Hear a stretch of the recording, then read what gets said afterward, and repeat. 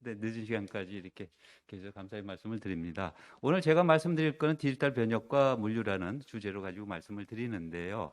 어, 음, 제가 작년에도 요와 비슷한 주제로 해가지고 강의를 했었던 기 때문에 비슷한 부분들은 제가 스킵을 하긴 하겠지만 자료상에는 넣어 있습니다. 그리고 작년에 말씀드린 거는 가능한 한 배제를 하고, 저는 오늘 말씀드릴 거는 코로나 사태 부터 지금까지의 어떤 물류 관련해 가지고 또 디지털 변혁에서 어떤 일들이 있는지를 말씀을 드릴 겁니다. 그러니까 뭐 기술 소개, 전 뭐 기술 전문가도 아니기 때문에 기술 소개하는 말씀드린 게 아니고, 그래서 물류의 좀 큰 부분에서 좀 말씀을 드리겠다라는 거를 좀 이해를 해주시고, 먼저 제가 이제 디지털 변혁에 대한 것을 말씀을 드려야 되기 때문에 저하고 좀 아이스 브레이킹 하는 경우에 제 강의 내용에 디지털 변혁은 이런 거다라는 거를 같이 공유를 하기 위해서 첫 번째 장으로 넘어가 봅니다. 여기 뭐 지금 제가 슬라이드에다가 설명을 했지, 디지털 변혁이라고 하는 부분은 말 그대로 기업이 최종적으로 어떤 그 최종 그 고객의 가치 있는 제품을 전달을 하기 위해 가지고 운영 프로세스라든지 비즈니스 모델을 이렇게 바꾸는, 그것도 디지털 기술을 활용해서 변혁을 하는 그런 내용을 가리킵니다. 왜 바꿔야 되느냐라고 하는 부분은 제 밑에 있는 그림, 여러분들이 다 잘 알고 계신 밸류 체인을 가지고 간단히 말씀을 드리자면은, 세상이 지금 사업 관련된 건 다 바뀝니다. 최종 제품도 바뀝니다. 우리가 이제 제품 다 유형 제품이나 서비스 이런 걸 가는데 요새는 다 복합이 되는 형태로 바뀌게 됩니다. 이 복합되는데 거기에 플러스 디지털이 같이 접목이 되는 상황이 되는 거죠. 그러다 보니까 제가 B라고 쓰는 거에 비즈니스 모델이 바뀝니다. 제가 방금 말씀대로도 제품 제조했던 그 모델 아니면 서비스 했던 모델, 그런 게 아니라 같이 합쳐지는 모델로 바꿔져야 되는 세상이 지금 오고 있다는 거. 우리 쉽게 요새 서브스크립션 모델로 얘기하지만은, 서브스크립션 모델은 수익 창출에 대한 극히 일부의 하나의 모델입니다. 무수히 많습니다. 그런 모델로 바꿔나가는 부분이 있고, 그러다 보니까 그런 거를 창출하기 위해서, 제품 서비스를 창출하기 위해서 기존에 있던 프로세스를 바꿔야 되는 거죠. 프로세스를 바꾸려고 하다 보니까 문제가 되는 건 보면은, 디지털 기술로 뭔가 바꾸는 세상이 왔는데 디지털 기술은 기존의 전통 업체는 없었던 거죠. 그러니까 이거를 내가 확보를 하든지 아니면 외부하고 손을 잡든지, 뭐 그래서 우리 쉽게 얘기하는 많은 생태계를 갖추는 그런 변혁들이 이루어지고 있는 것이 디지털 변혁의 전체적인 양상입니다. 제가 밑에 그림상에 점선으로 나타나고 있는 거는 물론 제품의 제조부터 판매까지 과거에 있던 정통 모델이 주로 집중하고 있던 그 영역을 표시해 놓은 겁니다. 그러니까 바꿔야 되기 때문에 디지털 변혁이라는 게 이루어지는데, 디지털 변혁은 사실상은 말 같은 거로 본다면은, 등장한 거로 보면은 우리가 4차 산업혁명 얘기를 합니다만은 실질적으로 1990년대부터 시작이 됐었던 거였었습니다. 다만 제가 여기서 하나 말씀을 드리는 거는, 저는 디지털 트랜스포메이션을 디지털 전환이라고 절대 번역을 안 합니다. 전환이라는 국어 사전을 찾아보세요. 이런 상태를 바꾸는 겁니다. 쉽게 얘기하면 수작업을 했던 거를 자동화시키는 겁니다. 이게 전환입니다. 근데 전환한다고 해서 만약에 경쟁업체가 똑같이 하면은 할 의미가 별로가 없죠. 나는 그냥 따라가는 거지. 그게 과거의 정보화라고 하는 시점에서의 관점이었는데, 제가 여기서 그렇게 쓰지 않고 디지털 변혁이라고 표현을 하는 거는, 그렇게 바꾸고 난 다음에 경제적인 부가가치를 창출할 수 있는 형태로 바꿔야 된다는 얘기입니다. 저 변혁의 영역에서. 경제적인 부가가치를 창출하지 않는다 그러면 그냥 말 그대로 정보화했던 거랑 큰 다름이 없습니다. 그래야지 혁신이라는 얘기를 해볼 수 있는 거 아닌가요? 그런 의미에서 제가 좀 말씀을 좀 드린 부분이 있고, 그리고 이거는 4차 산업혁명과 관련해서 이제 주로 이제 시작은 독일에서 시작을 했습니다만은, 이제 뭐 프랑스라든지 일본이라든지 이런 여러 가지 4차 산업혁명 주체들이 쭉 모여가지고 이 스마트화하기 위한 그런 것에 대한 레이어를 정리를 해놓은 겁니다. 이제 3개 레이어로 되어 있죠. 제일 밑에 있는 시스템 레이어는 다 기술과 관련된 얘기입니다. 내가 예를 들어서 로봇을 개발한다든지 아니면은 어떤 뭐 빅데이터를 활용을 한다든지 이런 기술적인 적용적 측면입니다. 그게 제일 밑에 있는 계층이고, 그 위에는 상위에 있는 계층 밸류 체인 레이어, 이 부분은 쉽게 말씀드리자면은 운영 프로세서와 관련된 변혁입니다. 그 위에 가면은 새로운 비즈니스 모델 변혁에 관련된 얘기입니다. 여태까지 우리나라뿐만 아니라 전 세계 많은 업체들은 저 밑에서만 놀고 있는 겁니다. 전환을 한다고 그러더라도 저 밑에서 주로 하고 있을 겁니다. 표현상으로. 그래서 아직도 위에 할 거는 많은데 옆에 미국이나 선진국하고 일본, 이건 이제 일본에서 스스로 자평을 한 건데 일본은 자기네들 안에서 기업 내에서의 클로즈 시스템으로서 번역을 하지만은 저기 선진국들은 앞서서 비즈니스 모델 이런 쪽까지의 번역을 하는 걸 한다는 자평을 한 겁니다.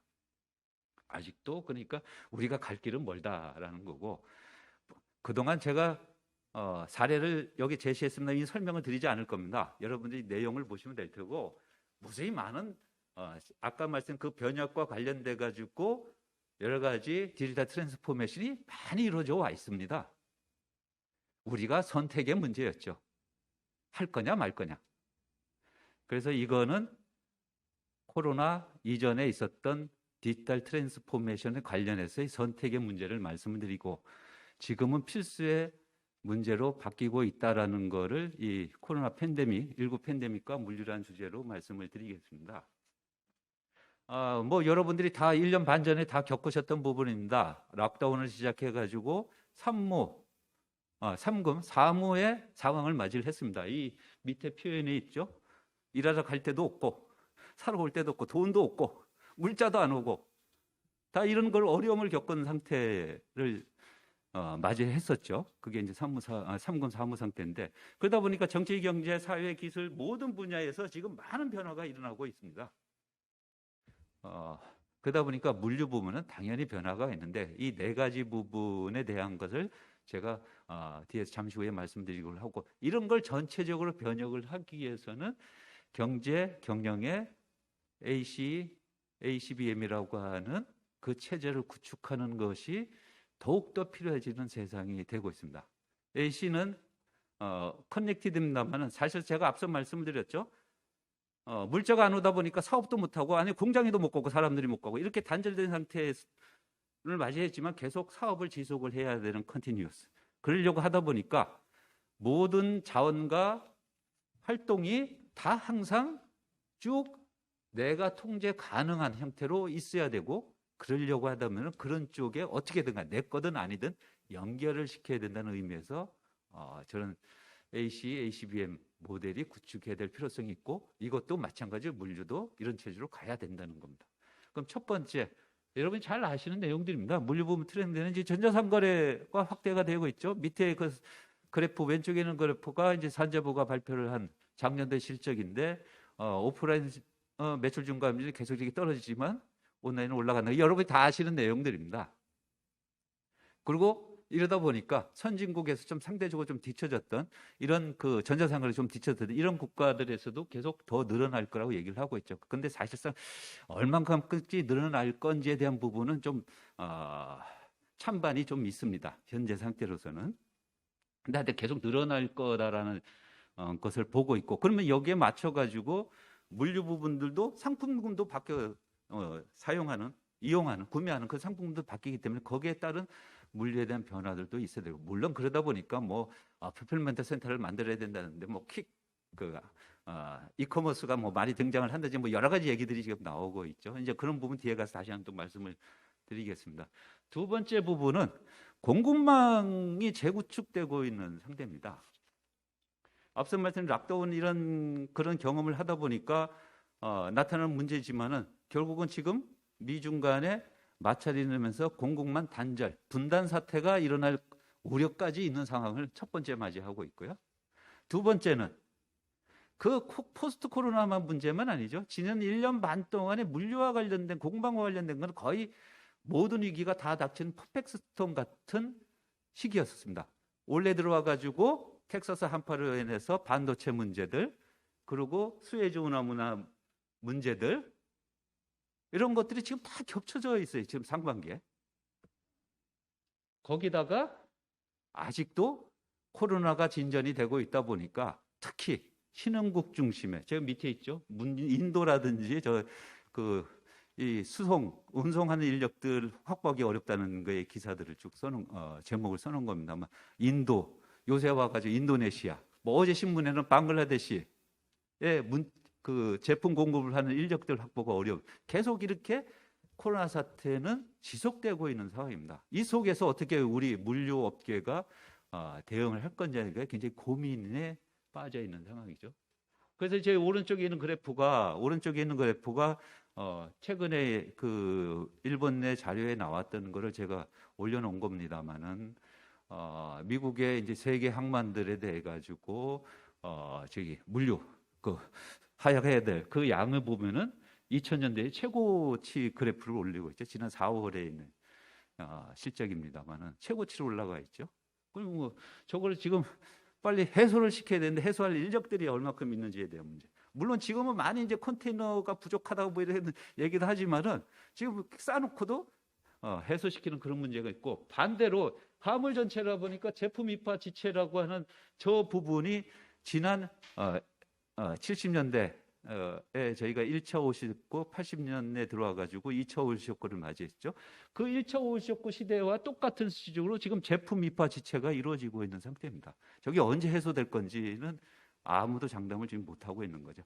계속 수급 매출에서 어려워질 거다. 요새 계속 신문상에 보면은 상하이 그 지수가 계속 무분임이 올라가고 뭐 이런 얘기 계속 거의 매일같이 나옵니다. 이 상황에서 물류하는 부분들이 어떻게 대처를 해야 될 건지에 대한 고민들이 있는 거죠. 그래서 공급망을 재구축할 수밖에 없습니다. 그러다 보니까 저희 일본 업체들 조사한 결과에 지난 1년 동안에 공급망 관리에서 재편할 노력을 했느냐 그랬더니 거의 다 했습니다. 그래프상 왼쪽 그래프. 중간에 보면은 기존에 우리가 많이 얘기하는 제조업체들의 지트 체제들, 이것들도 그전에 단기 계약을 했던 거를 장기 계약으로 바꾸려고 하는 이런 움직임도 좀 보입니다. 주요 부분이. 근데 사실상 이 트렌드는 지금 코로나 때 더욱더 심각했지만 실질적으로 10년 전에 일본 대지진 때부터 이루어졌던 트렌드입니다. 그래서 하여튼 지금 다 바꾸고 있어요. 저희 VW가 폭스바겐인가? 다음에 이제 우리나라도 이제 밸류체인을, 글로벌 밸류체인을 다 다변화시키고 있습니다. 그동안 중국에 있던 데를 좀 뭐 멀티 소싱을 하든지 아니면 해보러 가든지 뭐 이런 것들이 지금 대응을 하고 있는 상태죠. 다음에는 우리 물류 관련돼 가지고 그래도 기본적으로 기존에 있던 전통 산업 비즈니스 모델에 뒷받침된 물류 서비스를 해왔던 부분이 바뀌어져 나가고 있습니다. 그중에 대표적인 업종이 자동차입니다. 지금 자동차가 다 전기 자동차로 가는데 전기 자동차의 부품이 거의 대부분 싹 바뀌어야 됩니다. 그거에 대해서 기존에 있던 물류 체제에 발주처로서 가지고 있던 물류 업체 같은 경우는 어떻게 할 건지에 대한 고민도 지금 나와져 있는데, 제가 자동차만 얘기를 했습니다만은 다른 부분에서도 이 디지털화 시키면서 전장화 시키면서 기존의 제품들이 바뀌고 있습니다. 이런 거에 대한 대응도 좀 필요한 세상입니다. 뭐 제가 이제 그다음에 말씀드린 건 프로세스 변화라는 건 기존에 있던 제품은 그대로 있는데 이 운영 프로세스들이 바뀌는 부분들에 대해서 많이들 이제 고민들을 이제 경영자들이 하시는데, 이 부분도 지금 디지털 트랜스포메이션 하면서 싹 바뀌어 나가고 있는 게 지금 물류업체가 그 바뀌는 거에 어떻게 대처할 건지, 편입할 건지, 물류망에 그것도 고민을 해야 될 시기가 와 있는 겁니다. 매 회사만의 문제라는 얘기는 아니죠. 이 글로벌 라이트하우스라고 해가지고 우리 그 다보스 포럼을 주최하는 WF하고 맥킨지가 손잡고 거의 1년에 2번씩 이렇게 글로벌 전 세계에 최첨단 스마트 공장을 낼 선도 모델을 이런 거다라고 하면서 발표를 해오고 있습니다. 이제 최근에 이제 금년까지 발표를 해왔는데 69 곳이 되어 있죠. 69 곳이 되는데 거기에 큰 특징 중에 하나가 E2E 모델이 확대되고 있다. E2E는 엔드 투 엔드.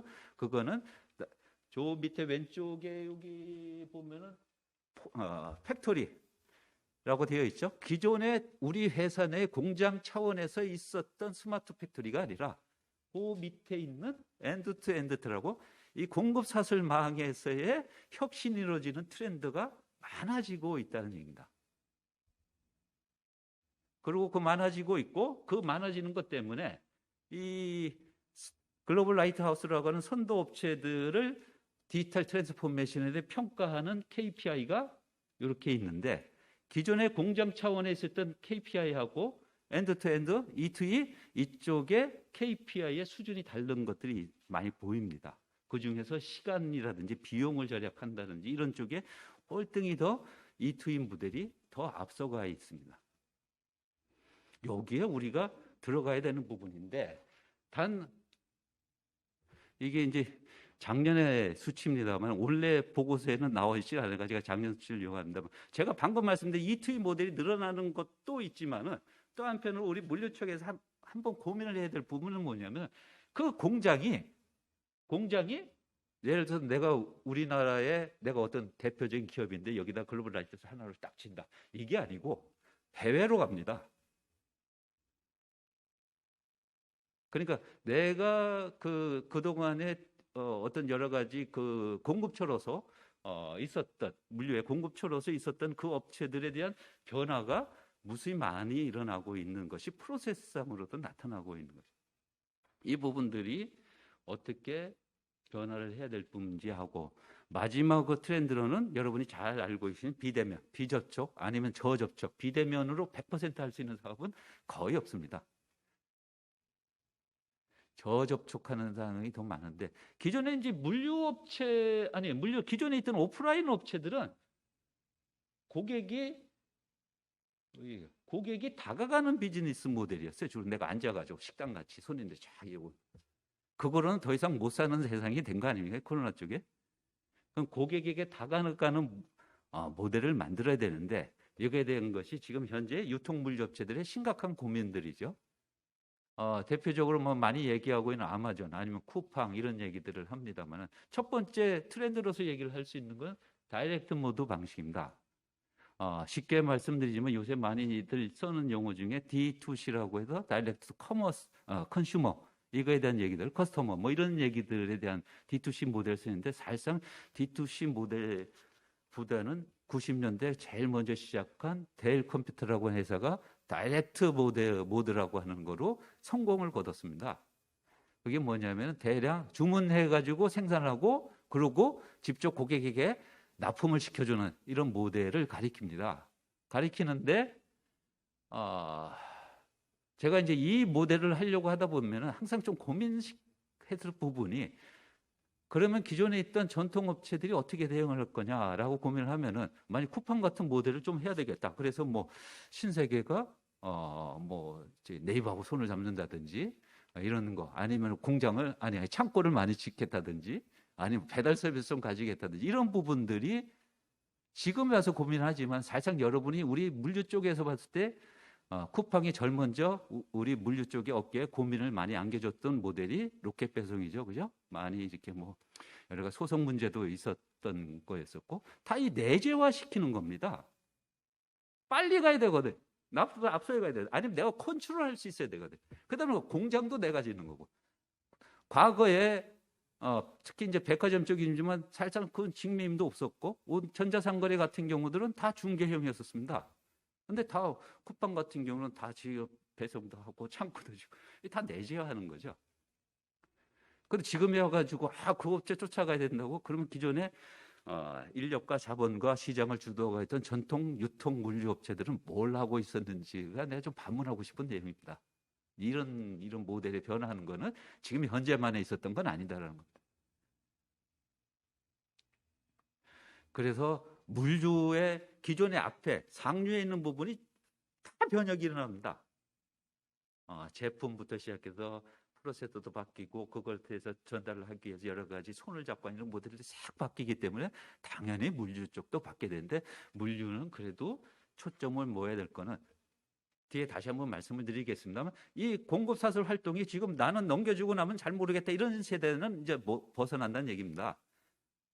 가시성을 확보해 줄 수 있는 그런 부분들이 필요해지는 부분하고, 또 물류 업무는 어떻게 하면 자동화나 스마트해지는 이런 부분들이 좀 필요해지는, 이 시간을 좀 단축을 시키는 이런 부분들, 그리고 신사업부문으로 수익을 창출해야 되는 이런 변화 부분들인데, 이 내용들은 또 뒤에 가서 또 한번 다시 말씀을 드리겠습니다.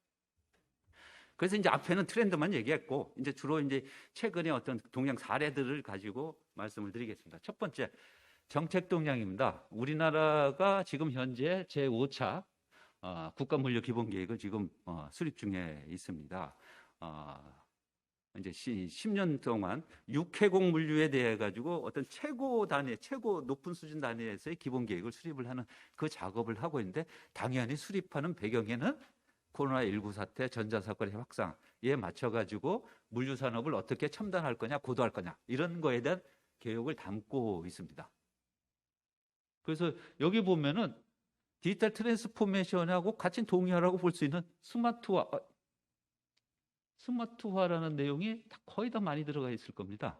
그리고 이 많은 어떤 지금 과제, 아직은 진행 중이니까 확정된 건 아닙니다만, 이 과제 중에 제 생각으로는 거의 한 80%는 다 디지털 관련된다고 보셔도 무방하지 않을까 생각을 합니다. 그래서 국가도 이제 나서서 변화를 시키려고 하는 부분이 있고, 다음에 일본도 또 하고 있습니다. 일본은 종합물류 시책이라고 해서 2025년까지의 계획을 하고, 6월 달에 확정을 질 것, 발표를 할 것 같아서 얘기를 있었습니다만은, 제가 아직 못 봤기 때문에 하여튼 뭐 조만간에 나올 거라고 생각합니다. 여기는 이런 내용입니다. 이 체계가 기존에 이 코로나 이전에는 이 부분 가지고 고민을 했었던 겁니다. 이제 기술에 대한 문제, 소사이어티 5.0이라는 건 그 일본의 어떤 그 4차 산업혁명 비전에 대한 얘기인데, 기술 진전이 있었던 거, 그리고 지속 가능성에 대한 대처를 좀 해야 될 부분들, 그리고 이쪽에 이제 그쪽에는 고령화, 초고령화이기 때문에 항상 작업자, 드라이버 이런 거 확보하는 데 어려움을 겪습니다. 그런 걸 해소하기 위한 부분. 다음에 이제 여러 가지 최근에 와가지고 재해가 많이 격심하게 일어나기 때문에 거기에 대처하는 물류를 확보하겠다고 했는데, 코로나를 딱 맞고 하다 보니까 이런 상황들이 발생이 된 겁니다. 그래서 그에 대처를 하기 위해 가지고 전략들을 수립을 하는데, 지금 이제 그 개혁을 할 수 있는 호기라 생각을 하고 전략을 수립하는데, 그 첫 번째 물류 DX라는 표현이 나옵니다. 그 총 3가지 부분인데, 간소화 원활한 물류, 그리고 여기 업무 수행에 용이한 물류, 그리고 강하면서 유연한 물류, 이런 형태의 3가지 방향으로 지금 마련을 하고 있습니다. 다음에 이제 중국도 마찬가지로, 중국은 뭐 초고령 사회라고 뭐 그런 건 아니고, 지금 이제 국가경제개발계획을 지금 진행 중에 있죠. 국가경제개발계획이 진행에 가장 핵심적인 전략은, 표현은 쌍순환 전략입니다. 내수경제하고 국제 경제를 같이 선선을 해가지고 경제 발전을 지속적으로 이뤄 나가는 그런 부분들인데, 거기에 맞춰서 대처를 하다 보면은 제조업과 인프라라고 할 수 있는 그 공급사슬을 해당하는 물류업이 같이 순환하는 그 작업이 필요하다라는 얘기입니다. 그래서 이제 작년에 하반기에 마련한 내용입니다.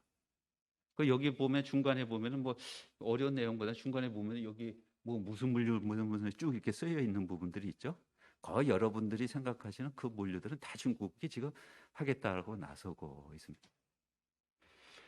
다음에 이제 정책은 이렇게 좀 보시고, 이제 기술적인 측면을 좀 말씀을 드리자면은, 이 DHL의 첫 번째로 말씀을 드리고자 하는 건, DHL이 계속 제가 정확히 기억은 안 됩니다. 한 10년 정도 계속 어떤 미래 물류의 트렌드를 발표하는 보고서로 하면서 그걸 레이더 차트로 이렇게 표현을 해줍니다.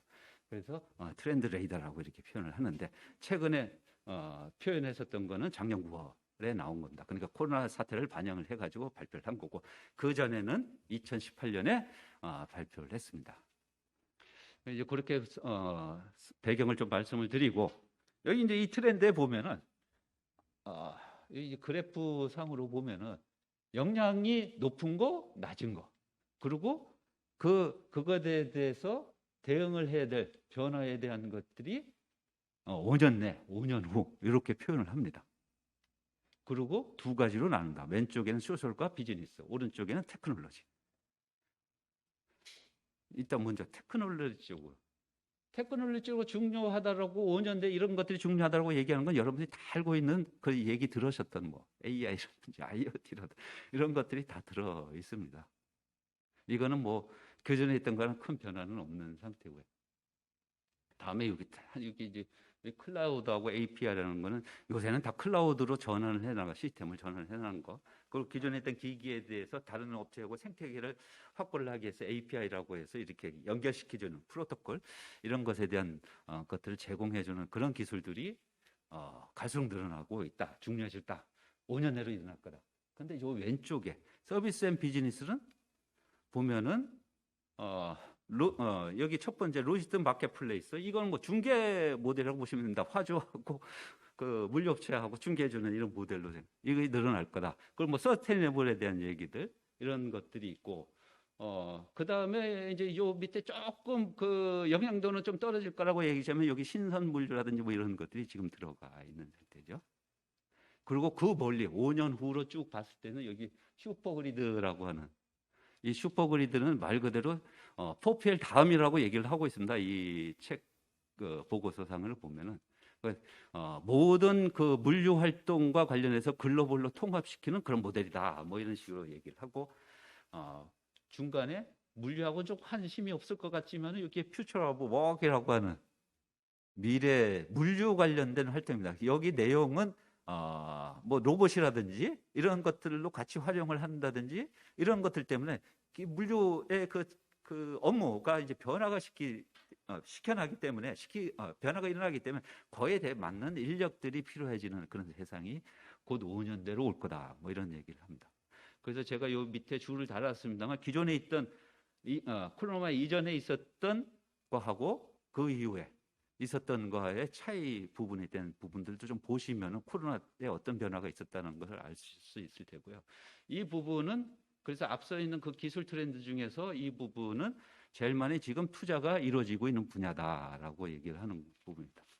그리고 코로나 사태 하에서 어떤 비접촉 기술들이 지금 활용을 했는지에 대한 부분도 정리를 하고 있습니다. 웨어러블 기술이라든지 아니면 기존에 있던 이동형 스캐너가 아니라 이 손을 뭐 다 만져야 되니까 고정형 스캐너로 바꾼다든지 이런 것들, 3D 프린팅을 이용을 한다든지. 3D 프린팅은 사실상은 코로나하고 관계도 없이 이전에도 물류업체들이 서비스를 했습니다. 서비스를 했습니다만은 이제 특히 코로나를 오면서 원격으로 이렇게 설계를 도면서 거기서 현지에서 제조할 수 있는 환경이기 때문에 훨씬 더 앞당겨질 거로 이렇게 예상들을 지금 하고 있습니다. 다음에 안 넘어가네.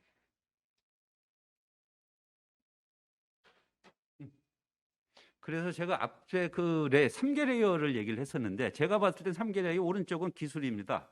왼쪽은 운영 프로세스나 비즈니스 모델과 관련된 영역입니다. 그래서 결국은 더 큰 부분은 기술보다는 이쪽에 바뀌는 거에 대해 더 많은 경영자분들은 좀 많이 더 관심을 가졌으면 좋겠습니다. 너무 기술 쪽에만 오리엔티드 되지 마시고요. 다음에 이거는 그 IT 솔루션 업체인 트랜스메트릭에서의 그 금년에 좀 유행될 거라고 하는 공무원 기술 관련된 거를 분류를 해놨는데 이거는 뭐 앞에 DHH나 큰 차이는 없는 거를 보실 수가 있을 겁니다. 그리고 이제 오른쪽은 이 MHA에서 머티리얼 핸들링 자칭 전 세계에서 가장 큰 협회라고 얘기를 합니다만 이제 10년 동안에 게임 체인저가 될 공급망 관련된 기술라고 쭉 내는데 여기는 내용들이 조금 의미가 좀 다르죠. 앞으로 5년, 10년 이때 어떠한 공급망 관련해 가지고 투자를 해야 될 영역들이라고 좀 보시면 될 겁니다. 인력 양성하는 거라든지 그 VR 관련된 이런 활용도가 늘어난다든지 아니면 그 사람들의 작업자의 생산성을 향상을 시키거나 아니면 건강 안전을 해가지고 이 브레인 파워하고 이 기기하고 연동을 시킨다든지 뭐 이런 그런 내용들입니다. 굉장히 좀 먼 얘기 있을 수는 있습니다만은 저런 것들도 물류 쪽에서 들어가고 있다라는 것을 좀 봐주시고요.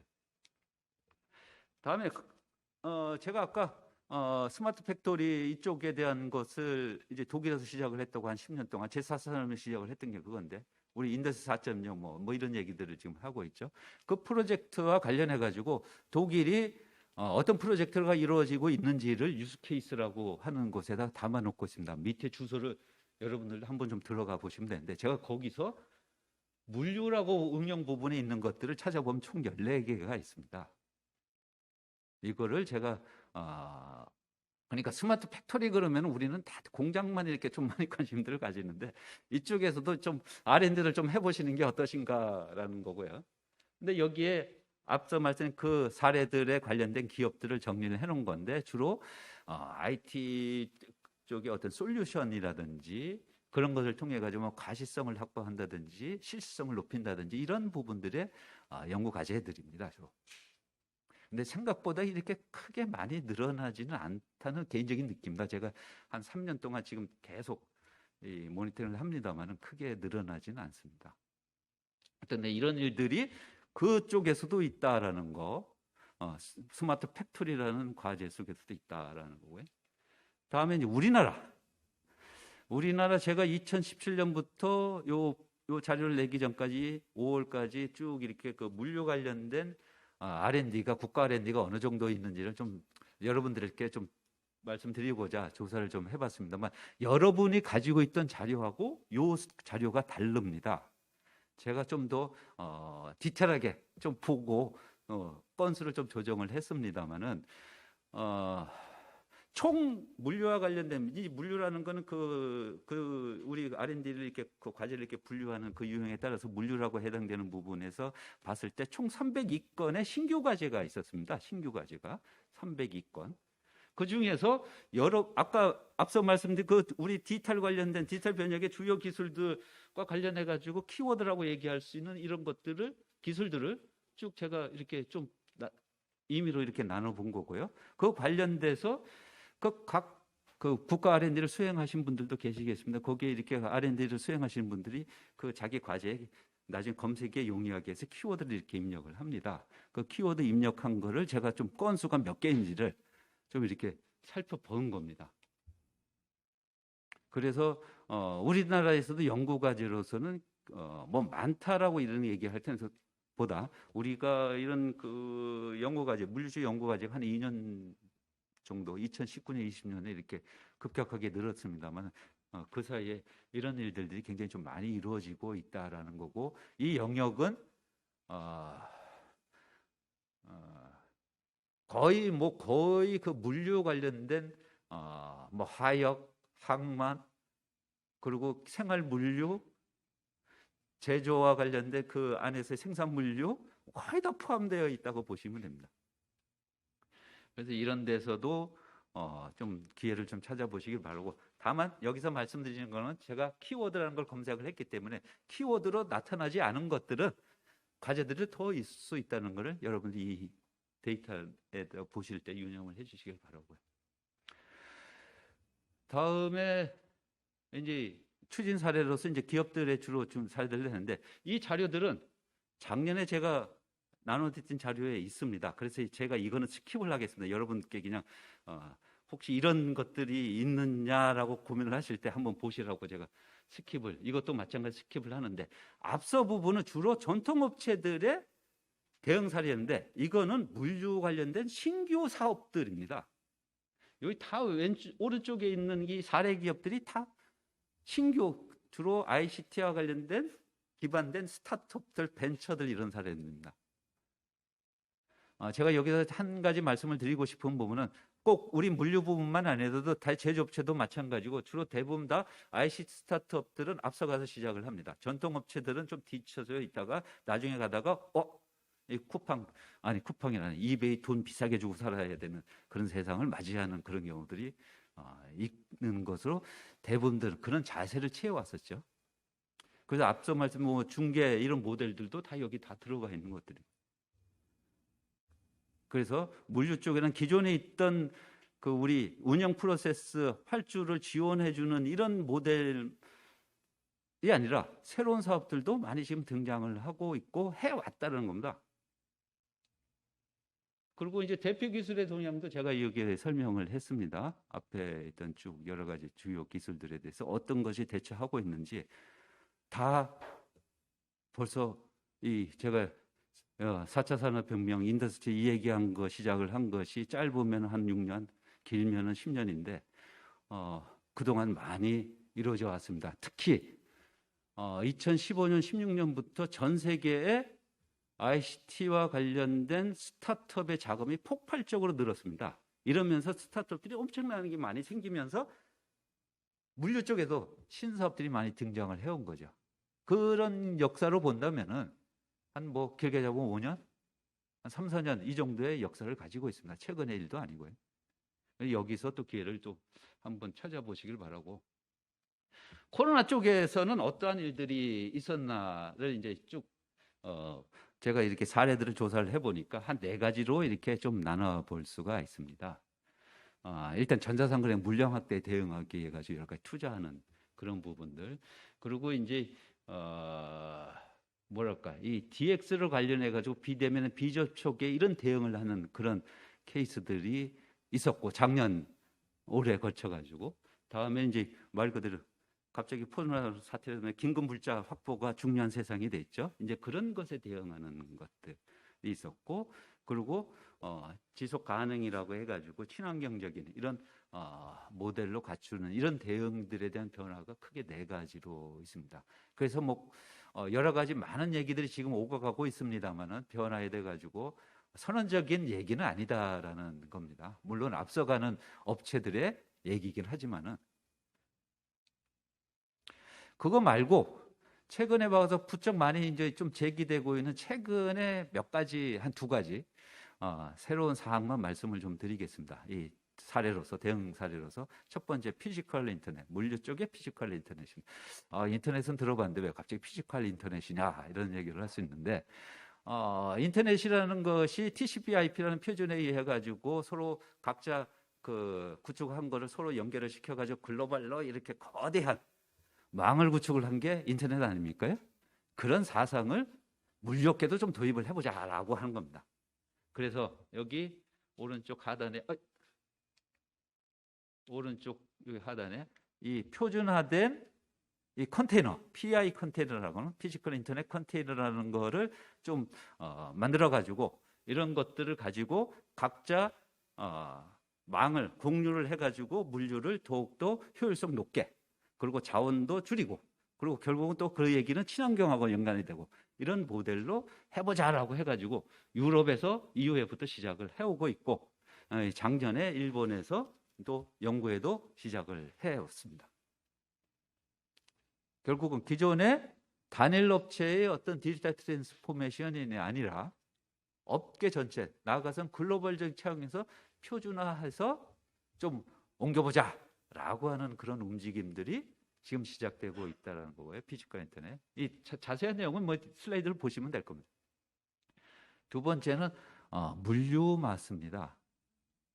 이거는 뭐 친환경 운송 수단과 관련된 부분들에 대한 것들이 있는데, 이제 마스는 모빌리티 애저 서비스입니다. 사실상 마스는 모빌리티 애저 서비스만 있는 게 아니라, 제가 작년에도 말씀을 드렸습니다만 매니팩처링 애저 서비스, 머시너리 애저 서비스 무수히 많습니다. 우리는 다 마스 그러면 모빌리티만 생각을 합니다. 그런 마스라는 모델은 여러 가지들을 가지고 있지만, 특히 이 운송 쪽에 모빌리티 쪽의 얘기가 지금 참 많이 얘기되고 있는데, 그쪽 관련해 가서 일본 업체에서 물류 마스라는 것에 대한 국책 프로젝트가 진행되고 있다라는 겁니다. 그래서 뭐 그동안은 뭐 군집하는 거, 순차 주행 뭐 여러 가지 것들이 쭉 진행을 해왔는데, 이제 그런 것들이 이제 종합해 가지고 이루어지는 것이 아닌가라는 생각을 합니다. 이제 다 최근들 얘기고요. 다음에 이제 그래서 이제 제가 좀 맞춰야 될 시간들이 다가오는데, 제가 생각하기엔 물류의 앞으로의 트렌드는 굉장히 복잡해질 거라고 생각을 하는데, 크게 보면은 한 4가지 부분의 디지털 트렌드가 있지 않겠냐. 첫 번째는 기술 중심이 아니라 앞서 말씀드린 대로 프로세서나 비즈니스 모델로 바뀔 거다. 그건 뭐 DH라는 여러 가지 케이스로 말씀을 드릴 수가 있고, 2번째로 말씀드리는 거는 개별 기술이 아니라, 그러니까 AI, 뭐 IoT 이런 게 아니라 그것들을 짬뽕시키는 고도화 융복합하는 그런 기술들의 적용이 필요하실 거다. 그리고 3번째 부분은 단일 활동의 최적화는 이제 끝났다. 앞서 그 어떤 분이 그 앞서 시간에 말씀하실 때 블록체인 얘기할 때 질문을 했었거든요. 일본에 작년부터 시작을 했었죠. 무역회사 7개 회사가 모여가지고 거기 이제 통신회사 엔티티가 포함돼가지고 블록체인 기반해가지고 사업을 시작을 했죠. 지금 말씀드린 여러 가지 업계에 막 상이한 이런 서류들을 다 이렇게 표준화시키는 그게 트레이드 렌즈인가 그럴 겁니다. 제 기억으로. 물론 그것도 앞서가 시작을 하는 모델입니다만은 그런 일들이 다 개별 회사 차원에서 이제 벗어나서 업계 차원으로 다 전환을 해 나가는 그런 트렌드가 갈수록 더 많아질 거다.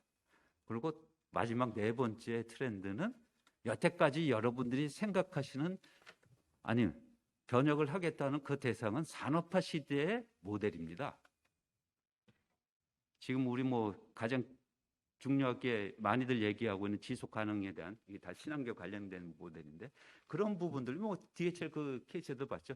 이 차세대 비즈 모델에 맞는 형태로 변혁하는 것이 또 이루어질 거다라고 한 네 가지 부분에 제가 변혁이 일어날 거라고 생각을 합니다. 거기에는 기술이 앞서 말씀드린 개별 기술이나 복합적인 기술 그리고 AI도 지금 이렇게 분석하는 게 아니라 예측을 해야 되는데 상당히 기술적인 어려움도 있지만 그런 추세로는 계속 나가지 않을까라고 생각을 합니다. 그런 상황인데 아직도 디지털 트랜스포메이션이라고 얘기할 수 있는 수준은 낮습니다. 그러니까 먼저 발 담그는 사람이 먼저 앞서갈 수 있는 세상인데 이 우리 그 중소기업중앙위원회 저기서 조사한 결과입니다. 지난 4월에 발표를 한 건데 디지털 트랜스포메이션 조사를 성숙도를 조사를 했더니 제조업체 뭐 이게 제가 항목별로 그 우리 물류 쪽과 관련된 부분이 업종이 창고 운송해가 제가 그쪽을 이렇게 출연한 겁니다만 여기 보면 다 점수가 낮죠, 그죠? 평가 점수가 그 100점 만점으로 보면 제조업체는 한 45점, 서비스업은 한 38점. 근데 창고 운송은 26점으로 설문조사 결과가 나왔습니다. 아직도 낮다. 낮은 거에 앞서가신 분들도 있겠죠. 이 꼭 근데 우리나라만 그런 건 아닙니다. MHA하고 딜로이트가 연차 보고서에 자료원을 달았습니다. 이 다른 그 MHI에서 디지털 인식 지수라는 것을 이렇게 발표를 합니다. 인식 지수의 그 첫 번째 그 디지털 그 인식에 대한 단계에는 4단계로 이렇게 나누어지고 있습니다. 그리고 이 단계에 대해서 현재 상태, 희망하는 상태 이거를 해서 조사를 합니다. 이 중간에 있는 부분은 제가 테스트를 한 겁니다. 이게 실제 결과라고 보지 마시고 혹시 유튜브로 보시는 분이든지 여기 계신 분들도 저희 실제 결과는 아니고 제가 그 부분을 테스트하면은 최종적으로 몇 점 이렇게 나옵니다. 한번 해보시길 바랍니다. 그 안에 이제 들어가서 여러 가지 항목들도 이제 여러분들이 응답을 하면 결과가 나오는데 금년도 그 연차 보고서에서 발표된 거로 보면은 이 전체 SDCI의 점수가 2.1점, 2.1점이면 데벨로핑 단계에 조금 들어가는. 그래서 특히 이건 뭐 공무원 관련된 부분입니다만은 하여튼간에 이런 부분들에 대한 투자는 앞으로 급격히 늘어나지 않을까 이렇게 생각을 합니다.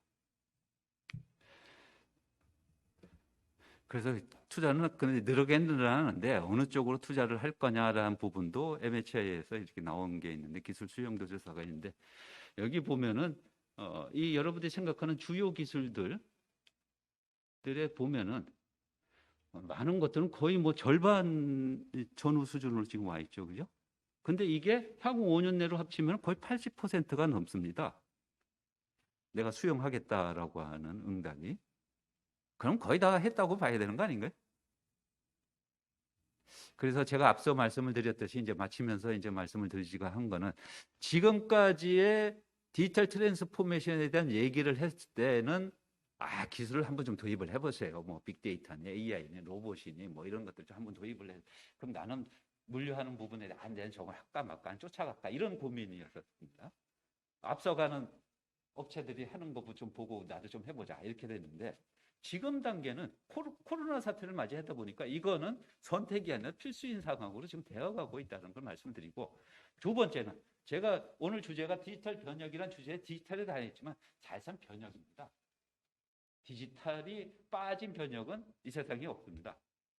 그래서 굳이 디지털 변혁이라고 얘기를 할 필요가 있느냐라는 것이 제 생각이고, 세 번째는 여러분이 뒤치덕 거리면은 스타트업을 비롯해 가지고 다른 업체들이 여러분의 시장을 빼앗아갈 수도 있는 세상이 오고 있다라는 것을 좀 말씀을 드리면서 이상 마치겠습니다. 제일 마지막에 앞서 말씀 DHLA 시작이 로지스틱이 여태까지 로지스 4.0 이렇게 얘기가, 저도 이제 작년 로지스 4.0을 얘기를 했습니다만은 그 보고서의 그 내용이 한 2015년부터 시작을 했습니다. 그 용어 자체가 2015년 시작을 한 건, 그럼 뭐 사실상 과거에 대하죠.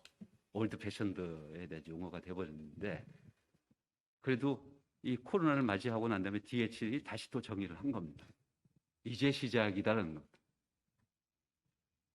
그래서 얼마만큼의 과거와 달리 양과 질의 변혁의 강도는 훨씬 더 달라질 거라는 것이 제 생각이고요. 거기에 맞는 이 물류업체들이 기존 그 업체뿐만 새로운 것에 대해서 편입하거나 새로운 시장을 창출할 수 있는 그런 비즈니스 기회를 좀 만들어 보시길 바라고 제 이상 강의를 마치겠습니다.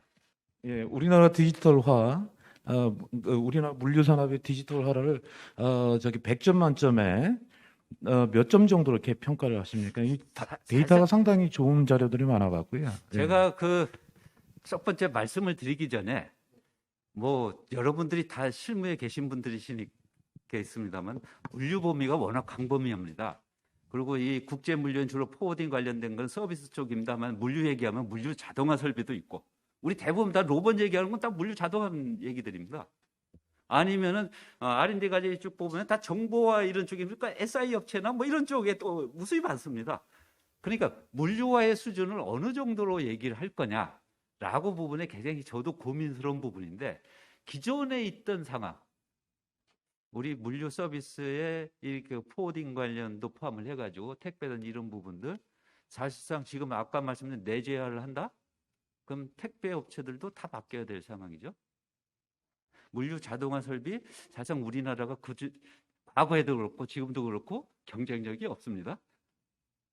서비스 쪽에서는 사실상은 수익성이 굉장히 박한 상태에서 사업을 하고 있는 거지, 그거를 신규 사업을 하고 있는 건 아니죠.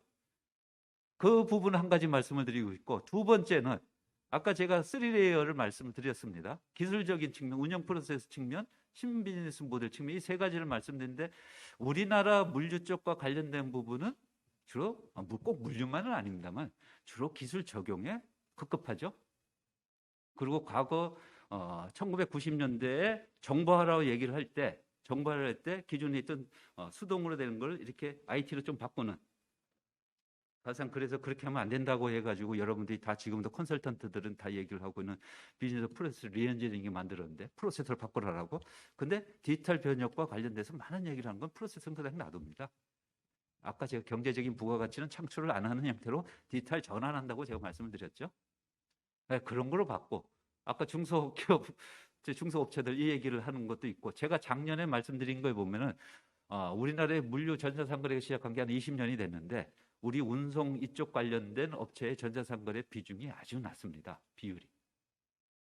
그러면은 아까 중소업체의 평가 점수와 뭐 크게 별반 다르지 않을 거라고 이렇게 말씀을 드리겠습니다. 네, 감사합니다, 연구위원님. 네, 이상으로 발표를 마치도록 하겠습니다. 네, 고맙습니다. 네.